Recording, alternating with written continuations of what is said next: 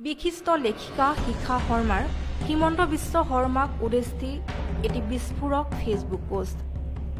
তেওঁ লিখিছে, হিমন্তৰ মাক সন্তান জন্ম দিয়া মেচিন আৰু দেউতাক পাপী। হিমন্ত বিশ্ব শৰ্মাৰ কথা, কেঞ্চাৰ বেমাৰ পাপৰ ফলত হয়, মিয়া মহিলা সন্তান জন্ম দিয়া মেচিন।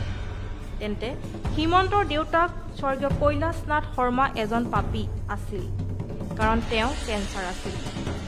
হিমন্তৰ মাতৃ অসম সাহিত্য সভাৰ উপসভাপতি মৃণালিনী দেৱী সন্তান জন্ম দিয়া মেচিন, কাৰণ তেওঁ 7টা সন্তানৰ মাতৃ। মহিলা এগৰাকীয়ে 10 মাহ 10 দিন গৰ্ভধাৰণ কৰি পোৱালি জন্ম দিয়ে। তেতিয়া আমি পুনৰ এবাৰ ফাইনেল ইয়েৰৰ অবষ্টেটিক্স কিতাপখন মেলিবলৈ বাধ্য হৈ যাওঁ। এয়া অসমৰ শিক্ষামন্ত্ৰী হিমন্ত বিশ্ব শৰ্মাৰ ভাষা। মানুহে সন্তান জন্ম দিয়ে, জন্তুৱেহে পোৱালি জগায়। হিমন্তৰ মতে অসমৰ সন্তান জন্ম দিয়া মহিলাসকল জন্তু।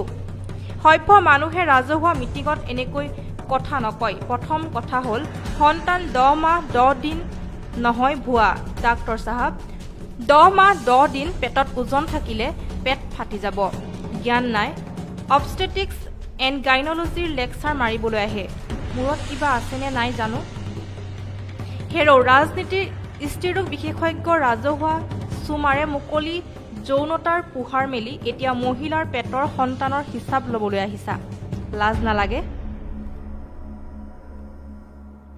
এটা ভ্ৰূণ মাতৃগৰ্ভত থিতাপি লৈ পূৰ্ণ মানৱ শৰীৰ হওঁতে 280 দিন সময় লাগে কভিড বিশেষজ্ঞ হিমন্ত।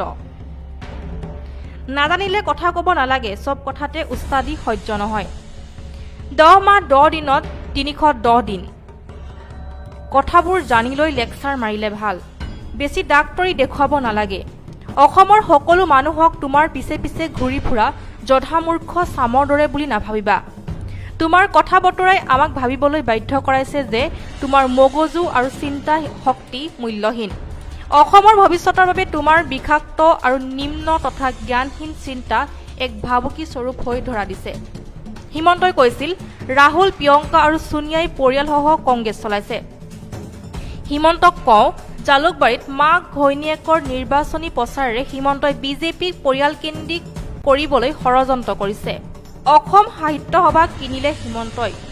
মৃণালিনী দেৱীতকৈ ভাল সাহিত্যিক অসমত নাছিল নেকি?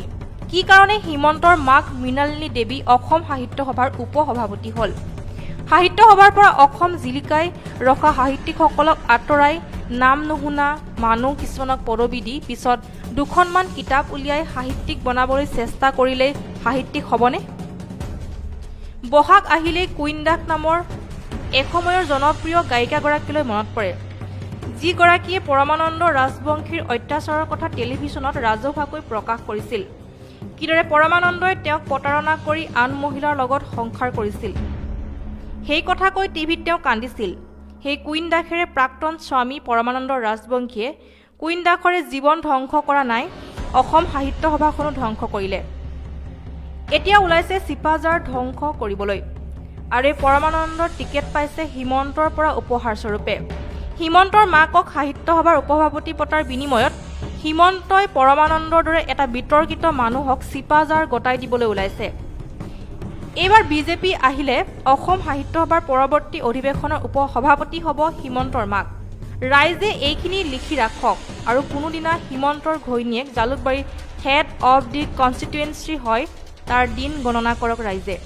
ৰাহুল, প্ৰিয়ংকা, সোনিয়াক সহা হিমন্তই মনোনয়ন দিবলৈ যাওঁতে ঘৈণীয়েক আৰু পুতেকক গুৱাহাটীৰ ৰাজপথত শোভাযাত্ৰা কৰোৱাটোৱে পৰিয়ালকেন্দ্ৰিক হয় নে নহয়?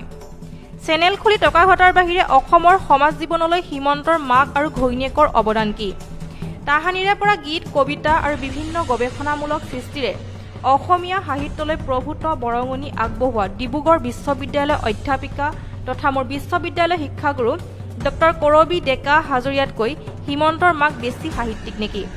নে পৰমানন্দ বেছি সাহিত্যিক? বিশ্ববিদ্যালয়ৰ গুণী জ্ঞানী সাহিত্যিকক, শিক্ষকক সাহিত্য সভাৰ এচাম অশিক্ষিত সদস্যৰ দ্বাৰা ভোটেৰে হৰুৱাই ৰাজনৈতিক বাতাবৰণ সৃষ্টি কৰা সাহিত্য সভা আমাক নালাগে। ছাগলীয়ে উৎপাত কৰিলে গৃহস্থই সেই ছাগলীৰ ডিঙিত ডাকুৰ দিয়ে। এডাল দীঘল বাঁহৰ মাৰি ছাগলীটোৰ ডিঙিত ৰছী লগাই বান্ধি দি আনৰ জেউৰাৰ ফুটাইদি মূৰ সুমুৱাই বস্তু খোৱা কামত বাধা দিয়ে। হিমন্ত বিশ্বকো এডাল ডাকুৰ দিয়া দৰকাৰ অসমৰ ৰাইজে ২৭ মাৰ্চ ১ আৰু ৬ এপ্ৰিলত ডাকুৰ লগাওক বহুবলকীৰ ডিঙিত যাতে অসমৰ সাহিত্য সংস্কৃতিৰ পথাৰৰ অমূল্য সম্পদবোৰ খাবলৈ হিমন্তই মূৰ সুমুৱাব নোৱাৰে ৰাইজ একবদ্ধ হওক পাব্লিক জিন্দাবাদ শিখা শৰ্মা